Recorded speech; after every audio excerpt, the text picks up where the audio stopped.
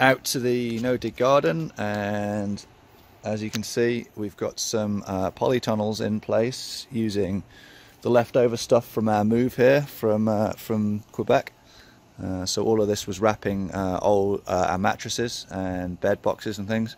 So we've reused all this to make some polytunnels, because it's actually going to be getting down to possibly -1, which is probably going to finish off the carrots, which haven't really done much because I planted them too late really anyway. But yeah, we're hoping to keep the beet leaves going and as much of the salad leaves going out here, the lettuce. The spinach is still doing great with the spears. I thought it was going to bolt, but it seems some has, some hasn't. And I don't think we're going to get any beans, so I'm not bothering to cover those. But yeah, we'll keep this going as long as we can, and the spinach should do pretty well.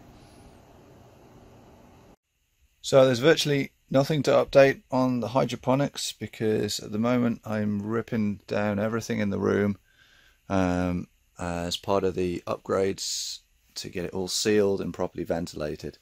So this is what's left behind. We've got insulation here out to the garage, vapor barrier which is going to need fixing, some rigid insulation out there to the outside wall. There's the last of the salad stuff that we're still eating there.